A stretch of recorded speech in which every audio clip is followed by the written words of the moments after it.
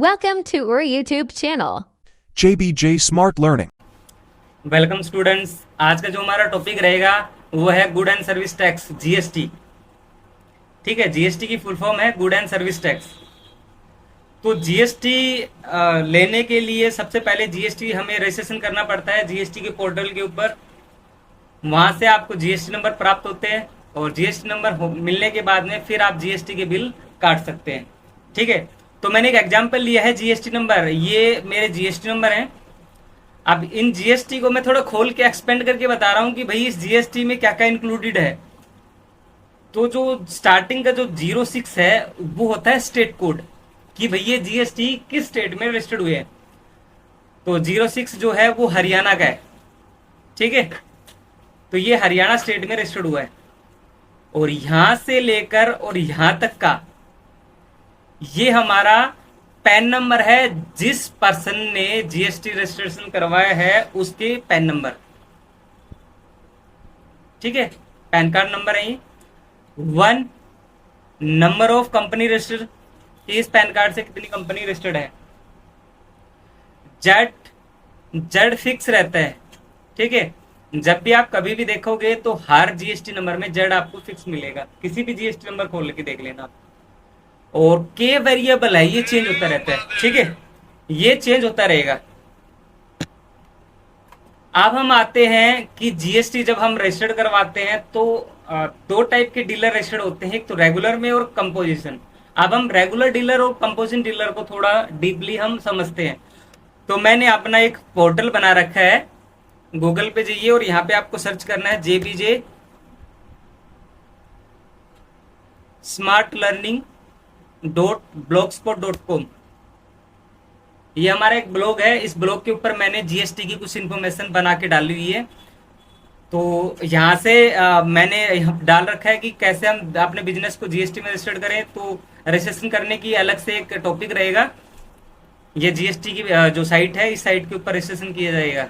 ठीक है, तो रजिस्ट्रेशन करना मैं अलग से बताऊंगा। सबसे पहले अभी हम सीखने वाले हैं कि भाई जीएसटी जो रजिस्ट्रेशन है उसके कुछ रूल्स है, नियम है। Subscribe to our channel for more updates. सबसे पहला है कि भाई जीएसटी किन को मैंडेटरी है, मतलब किसके लिए अनिवार्य है, किन किन को लेना जरूरी है।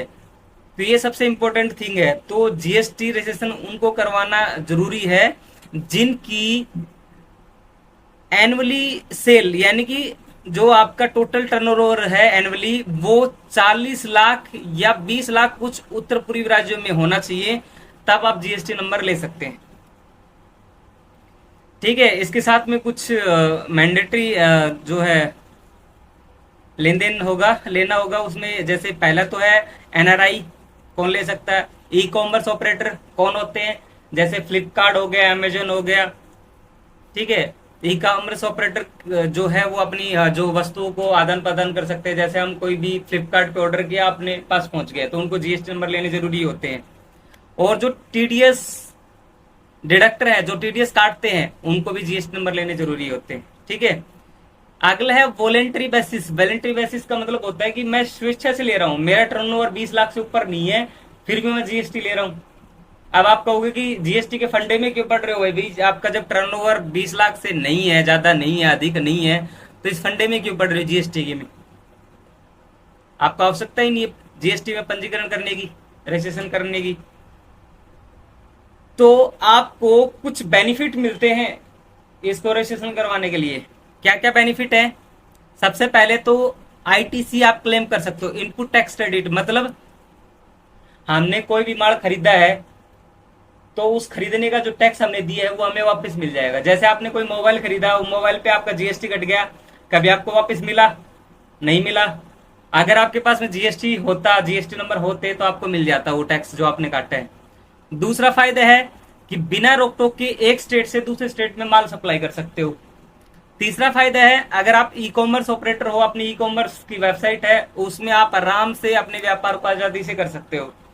तीसरा है अपनी गुड्स, वस्तुएं और सर्विस, इनको कानूनी रूप से मान्यता प्राप्त मिल जाती है जब आप जीएसटी नंबर लिए हैं। और भी बेनिफिट है, जैसे अगर आपको लोन लेना है, आप जीएसटी रिटर्न कर रहे हो तो आपका लोन जल्दी पास हो जाएगा। बहुत सारे ऐसे इसके बेनिफिट है। तो स्वेच्छा से भी ले सकते हो और अगर आपका टर्नओवर 40 लाख से 20 लाख से ऊपर है तो लेना ही पड़ेगा। नहीं है, स्वेच्छा से ले रहे हो, आराम से ले सकते हो। ठीक है, अब आते हैं रजिस्ट्रेशन के टाइप।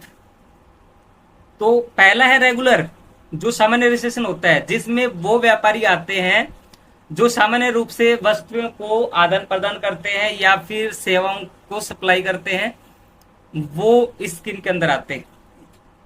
इसमें जो कंपोजिशन स्कीम वाले हैं, वो एनआरआई वाले हैं, वो इसमें अप्लाई नहीं कर सकते। सिंपल शब्दों में हम कहें तो बिजनेस में अगर आप गुड और सर्विस सप्लाई करते हो तो दूसरी इसके साथ में कोई भी गतिविधि नहीं कर सकते, सिर्फ गुड्स और सर्विस दो ही आप सप्लाई कर सकते हो। और दूसरा है कंपोजिशन डीलर। कंपोजिशन डीलर वो होते हैं जो छोटे व्यापारी होते हैं, जिनकी प्रक्रिया बहुत सरल है। वो होते हैं इसमें जिनकी जो वार्षिक जो कुल बिक्री है जो 1.5 करोड़ से कम है, वो इस स्कीम के अंडर आते हैं। ठीक है, इनका जो है ट्रेडर के लिए 1% लगता है और रेस्टोरेंट अगर होटल है तो 5% लगेगा। ठीक है, अब इसमें नीचे जाने से पहले मैं रेगुलर वालों के लिए जो इसकी जो रेट है, टैक्स रेट है, उस पे आता हूं मैं। ठीक है, तो रेगुलर वालों के लिए जो स्लैब रेट रखा गया है 0%, 5%, 12%, 18% और 28%। ये किनके लिए है? रेगुलर डीलर वालों के लिए। और कंपोजिशन डीलर वालों के लिए जो है वो 1 या 5%। ठीक है, ये लगेगा। और इसमें कुछ इंपॉर्टेंट रूल है कि जो ये है कंपोजिशन स्कीम के अंदर है, वो ना तो आईटीसी ले सकते हैं, मतलब उनने अगर कोई भी माल खरीदा है तो उसके ऊपर जो टैक्स दिए है वो उनको वापस नहीं मिलेगा।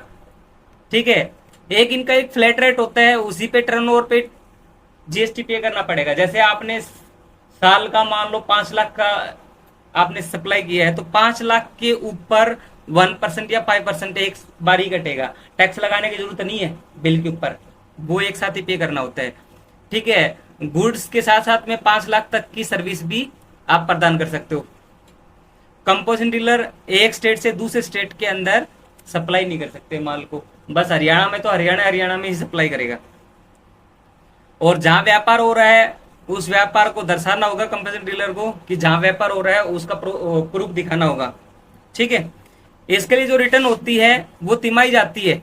ठीक है, उस रिटर्न का नाम है GSTR 4। और बाकी जो रिटर्न है जो रेगुलर में है वो रिटर्न होती है, 2 रिटर्न होती है। वो किस टाइप की रिटर्न होंगी वो मैं आपको बता रहा हूं। रेगुलर में आएगा सबसे पहले तो